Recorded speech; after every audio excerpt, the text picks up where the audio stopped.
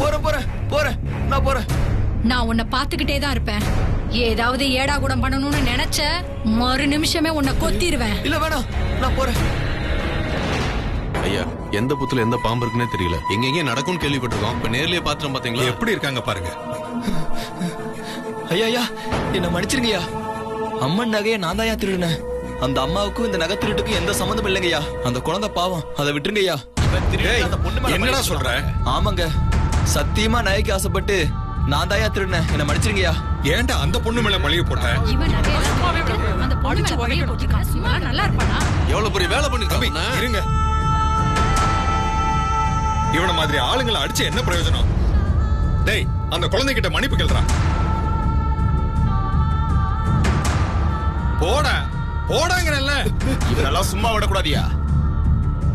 என்ன மன்னிச்சிரு பாப்பா. நான் தான் தெரியாம நகையை திருடி வச்சிட்டேன். பாப்பா, நகையை திருடினது இவன் தான்மா. உண்மை தெரிஞ்சிருச்சு. வா பாப்பா, நான் உன்னை அம்மா கிட்ட கூட்டிட்டு போறேன். நாங்க செஞ்ச தப்புக்கெல்லாம் உங்க அம்மா கிட்ட மன்னிப்பு கேட்டு உன்னை உங்க அம்மா கிட்ட விட்டுட்டு வரோம். ஏன்பா, போலீஸுக்கு போன் பண்ணுங்கப்பா. இவனை புடிச்சிட்டு போட்டோம். அது வரைக்கும் இவனை மரத்துல கட்டி வைங்க. பாப்பா, நீ வா பாப்பா, போலாம். அழுத்துட்டு போங்க.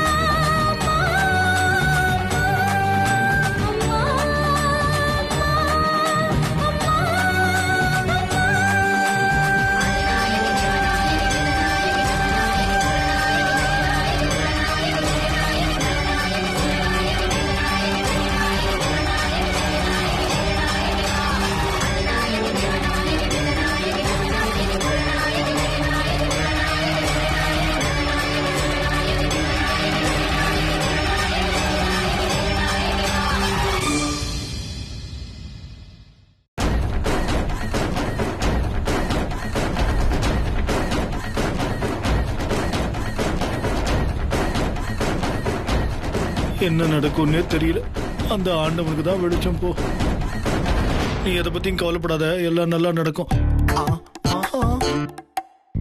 கலை, அங்க ஒரு டேஞ்சர் பார்ட்டி நின்னுகிட்டு இருக்கு. நான் வந்தா அவன் என்ன உண்டு இல்லன்னு பண்ணிடுவான். நீ மட்டும் மெதுவா போ, நான் பின் பக்கமா வந்து அங்க ஜாயின் பண்ணிக்கிறேன்.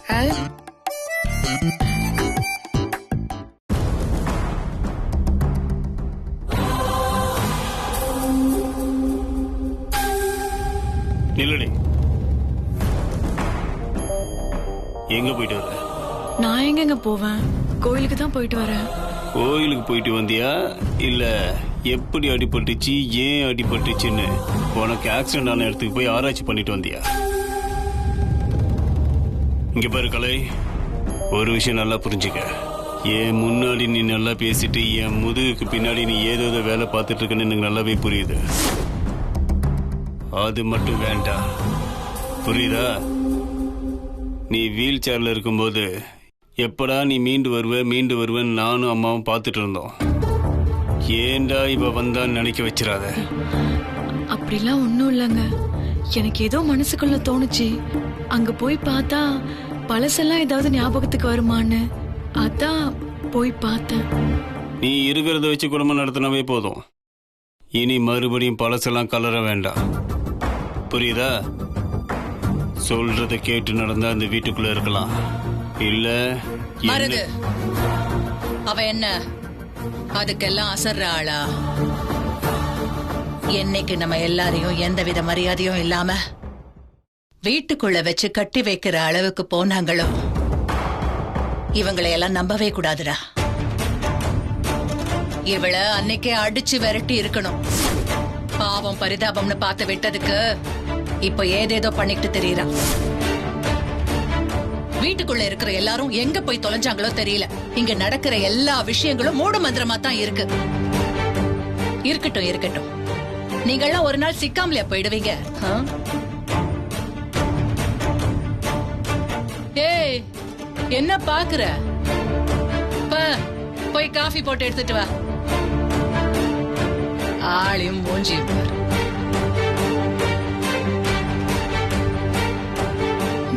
மரகத கல்லு கையில இருக்குன்னு தானே அம்மாவும் புள்ளி இந்த ஆட்டம் போடுறீங்க. அது சேர வேண்டிய இடத்துல சேர்ந்து இன்னைக்கு மட்டும் முத்தரசன் மாமா நல்லபடியா வீட்டுக்கு திரும்பி வரட்டும். உங்களுக்கெல்லாம் அதுக்கப்புறம் இருக்கு.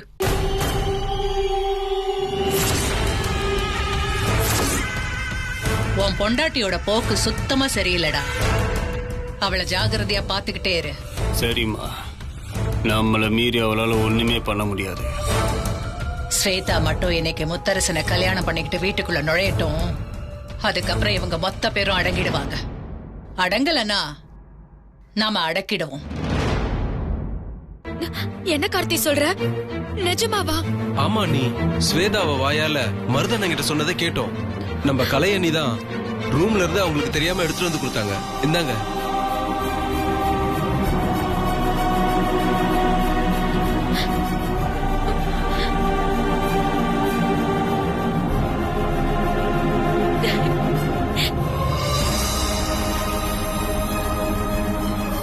அதான் உன்கிட்ட வேண்டின மாதிரி நிமிஷமே என் பொண்ணு கொண்டு வந்து என்கிட்ட சேர்த்துட்ட.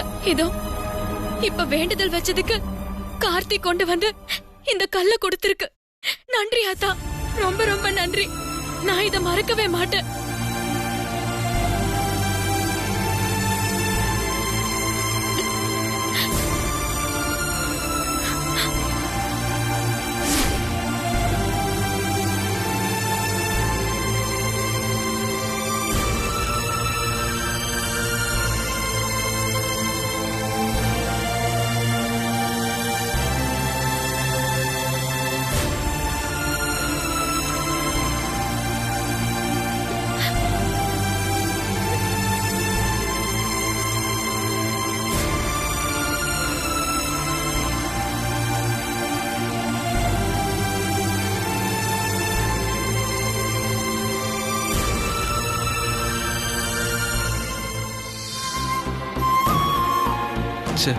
அண்ணனை இப்படி ஆக்கிட்டாங்களே.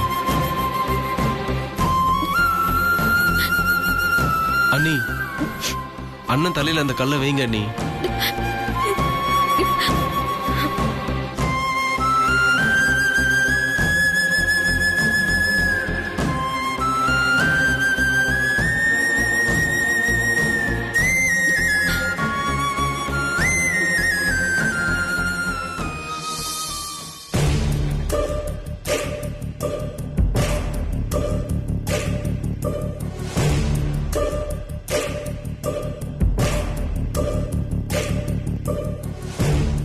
என்ன கார்த்தி, ஒண்ணுமே ஆகல. முத்து மாமா உருவம் பழையபடி அப்படியே தான் இருக்கு. இல்ல நீ, இந்த கல்ல தான் ஸ்வேதா காமிச்சிட்டு இருந்தா. கண்டிப்பா சரியாயிடும் நீ, தைரியமா இருங்க. அந்த மரகத கல்ல தலைமையில வச்சது வச்சபடியே இருக்கட்டும்.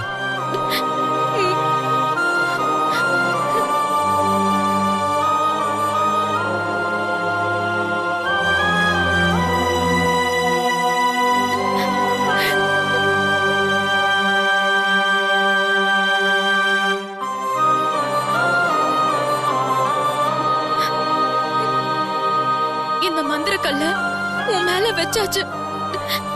சீக்கிரமா மீண்டு வா முத்து மாமா. நீ மீண்டு வரணும் முத்து மாமா.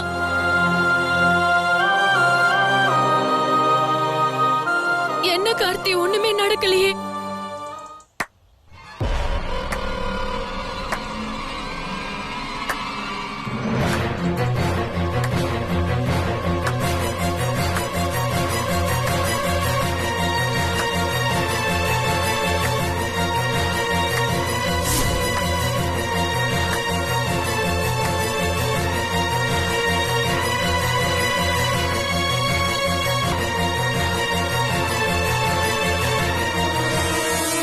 நீங்க எந்த கல்ல கொண்டு வந்து இந்த சிலையில வச்சாலும் முத்தரச மாமா பழையபடி மனுஷன் உருவத்துக்கு வர மாட்டார்.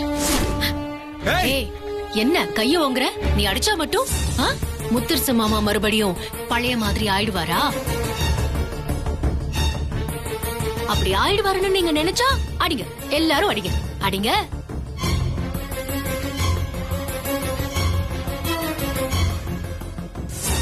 என்னடா கல்ல கொண்டு வந்து தலையில வச்சோம், சிலையில எந்த மாற்றமும் வரலன்னு பாக்குறீங்களோ? அது முடியாதுன்னு முன்னாடியே தெரியும். என்ன எல்லாருமே பேன்னு பாக்குறீங்க? நாங்க ரூம்ல நின்னு பேசுறத நீங்க ஒளிஞ்சு நின்னு கேப்பீங்கன்னு எனக்கு நல்லா தெரியும். அதனாலதான் ஒரு டூப்ளிகேட் கல்ல மருது கையில கொடுத்தேன்.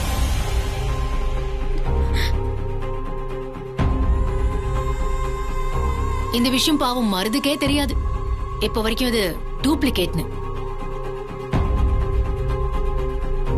ஒரிஜினல் கல்ல பத்திரமா நான் வேற இடத்துல வச்சிருக்கேன். அது எங்க இருக்குங்கிற விஷயம் எனக்கு மட்டும்தான் தெரியும். ஏன்னா இந்த விஷயத்துல நான் வேற யாரையும் நம்ப போறதில்ல. இங்க பார்வனிலா, இப்ப கூட ஒன்னும் கெட்டு போகல.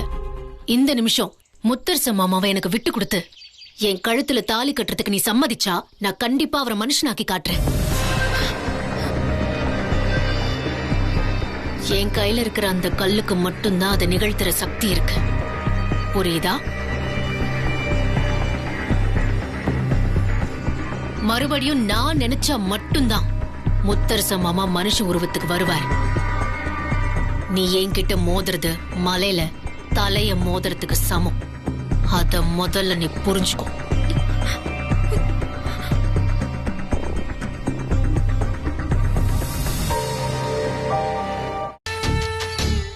அப்படியே சபிக்கணும், அதை பண்ணணும், இதை பண்ணணும்னு தோணுதோ? சாபாலாம் விட்டுறாதுமா ப்ளீஸ். கூடிய சீக்கிரம் எங்களுக்கு கல்யாணம் நடக்கிறதுக்கான வழிய பாரு. ஸ்வேதா, என்ன விட்டா நீ பாட்டுக்கு பேசிக்கிட்டே போற? அநியாயத்துக்கு மேல அநியாயம் பண்ணிட்ட. நீ சவால் விட்டு பேசுறதுனால நீ நினைக்கிறதெல்லாம் நடந்துரும் நினைக்கிறியா? ஏய், என்னடி வாய் அடக்கு. அம்மன் சன்னதியில வந்து நின்னுக்கிட்டு நீ பாட்டுக்கு தைரியமா சவால் விடுறியா?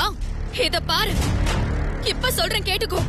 என்னோட தாலி பலம் முத்து மாமாவை பழையபடி மனுஷ உருவத்துக்கு கொண்டு வரோங்கிற நம்பிக்கை எனக்கு இருக்கு. ஜெயிக்க முடியாது ஜெயிக்க முடியாதுன்னு வார்த்தைக்கு வார்த்தை சொல்றல்ல, நாங்க ஜெயிப்போம். இந்த பெரிய நாயகி கிட்ட மன்றாடி போராடி இல்ல அவ காலடியில என் உயிரை விட்டு கூட என் முத்து மாமாவை பழையபடி கொண்டு வருவேனே தவிர உன்கிட்ட பணிஞ்சு போய் என் முத்து மாமாவை தானமா கொடுத்து தாலி கட்ட வெப்பன்னு மட்டும் கனவுல கூட நினைக்காத. அது நடக்கவே நடக்காது.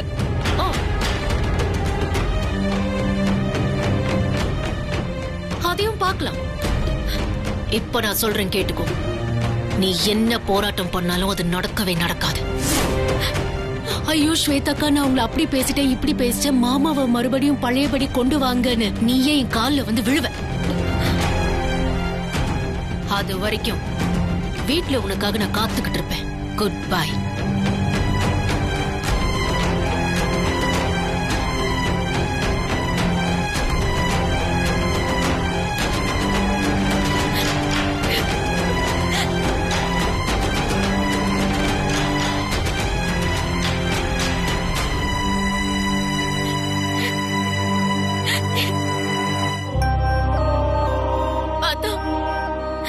மூச்சுக்கு 300 தடவை ஆத்தா ஆத்தான்னு நான் உன்னதானே நினைச்சுக்கிட்டு இருக்கேன்.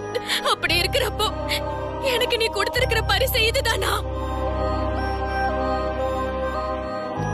பாரு பாரு, என் முத்து மாமா எப்படி இருக்குன்னு நீயே பாரு.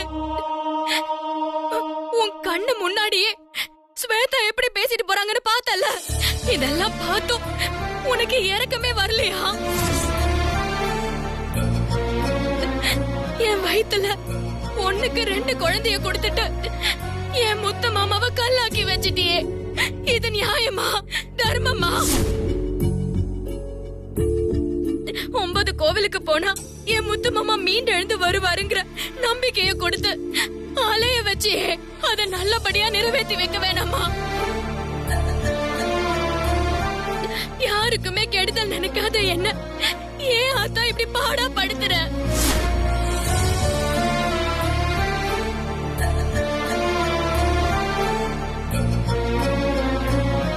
நான் ஒரு தப்பு பண்ணிட்டேன், ஒரே ஒரு தப்பு பண்ணிட்டேன். என் புருஷனை இப்படி பார்த்ததுமே நான் செத்து போயிருக்கணும். செத்து போயிருக்கணும். ஐயோ அண்ணி, அவரை மாத்தணும்னு நினைச்சு தூக்கிட்டு அலைஞ்ச பாரு, அது மிகப்பெரிய தப்பாத்தா. அது மிகப்பெரிய தப்பு.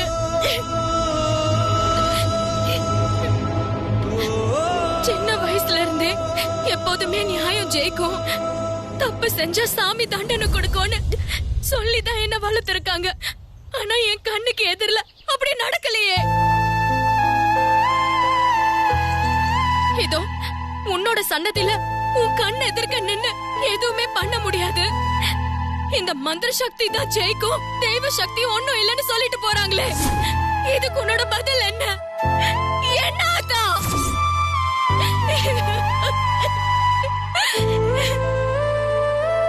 தயவு செஞ்சு உனக்கு கெஞ்சி கேக்குற, எல்லாமே மாறணும், எல்லாமே மாறணும். என் முத்து மாமா பழையபடி ஒரு மாதிரி வரணும். என் முத்து மாமா எனக்கு நல்லபடியா திரும்ப வரணும். அப்படி நீ மட்டும் தரலன்னா சத்தியமா என் கழுத்தை அறுத்துட்டு செத்துடுவேன். அனி என்ன அண்ணி, சாக போறது நான் மட்டும் இல்ல ஆத்தா, என் வயித்துல வளர்ற 2 குழந்தைங்களும் தான். உனக்கு இத்தனை உயிரை குடிக்கணும்னு ஆசை இருந்தா அதை நடத்திக்கோ, அதை நடத்திக்கோ. ஆனா எதுவா இருந்தாலும் இந்த இடத்துல இன்னைக்கே